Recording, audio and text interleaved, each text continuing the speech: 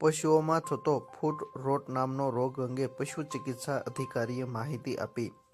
ભાવનગર જિલ્લા સહિત સમગ્ર સૌરાષ્ટ્ર તેમજ ગુજરાત રાજ્યમાં પશુપાલનનો વ્યવસાય વ્યાપક બની રહ્યો છે। પશુપાલકો પશુપાલનના વ્યવસાય થકી લાખો રૂપિયાની આવક મેળવતા હોય છે। પશુપાલનના વ્યવસાય દરમિયાન તેની સાર સંભાળ રાખવી ખૂબ જ જરૂરી હોય છે। ખાસ કરીને તેમાં આવતા અવનવા રોગો જેના પર નિયંત્રણ મેળવવું ખૂબ જ જરૂરી હોય છે અને કેટલાક રોગો માટે સમયસર રસીકરણ કરાવવું પણ જરૂરી બનતું હોય છે। નમસ્તે પશુપાલક મિત્રો, મારું નામ ડોક્ટર રાહુલ જાડેલા, હાલ પશુ ચિકિત્સા અધિકારી તરીકે પશુ દવાખાના ગારિયાધારમાં ફરજરત છું।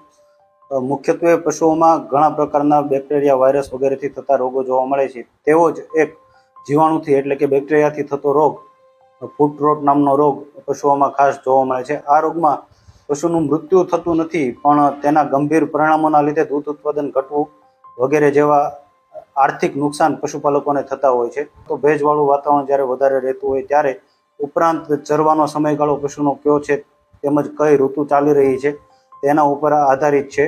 મુખ્યત્વે આ રોગમાં પશુઓમાં બે ખરીની વચ્ચે ચાંદા પડે છે અને પશુ અતિશય લંગડાય છે, જેના લીધે દુખાવો થવાથી પશુઓમાં દૂધ ઉત્પાદનમાં પણ ઘટાડો જોવા મળે છે અને પશુઓમાં ઘણીવાર તાવ પણ આવી ગયેલો જોવા મળે છે।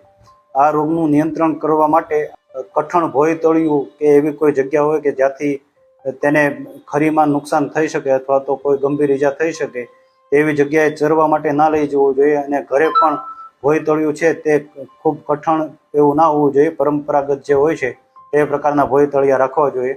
આ ઉપરાંત જો આ રોગના લક્ષણો જોવા મળે તો પશુઓને એન્ટિસેપ્ટિક લિક્વિડથી તેના પગ ધોવા અને ખરીનો ભાગ સાફ કરવો। આ ઉપરાંત ઝીંક ઓક્સાઇડ પાવડર ગ્લિસરીન સાથે મિલાવીને તેમની પેસ્ટ લગાડવી વગેરે જેવા સારવારના પ્રાથમિક ઉપચાર કરી શકાય છે। તેમ છતાં જો યોગ્ય રિઝલ્ટ ના મળે તો પશુઓને નજીકના પશુ ચિકિત્સા અધિકારીનો સંપર્ક કરીને ઇન્જેક્શન અને એન્ટીબાયોટિક્સ વગેરેની સારવાર પૂરી પાડવી હિતાવહ છે। પશુઓમાં થતા કેટલાક રોગો પશુ માટે જીવલેણ પણ સાબિત થતા હોય છે, તો કેટલાક રોગો થવાના કારણે સીધી અસર તેના દૂધ ઉત્પાદન પર થતી હોય છે। આવો જ એક રોગ પશુઓમાં જોવા મળે છે જેને ફૂટ રોટ રોગ તરીકે ઓળખવામાં આવે છે। આ રોગ થવાના કારણે પશુઓનું મૃત્યુ થવાની શક્યતા નથી, પરંતુ આ રોગ થવાના કારણે પશુપાલકોને આર્થિક રીતે નુકસાન પહોંચતું હોય છે, જેમાં ખાસ કરીને આ રોગ થવાના કારણે તેની સીધી અસર દૂધ ઉત્પાદન પર થતી હોય છે। દૂધ ઉત્પાદનમાં ઘટાડો થતો હોય છે અને તાવ તથા ખોરાકમાં અરુચિ ધરાવે છે।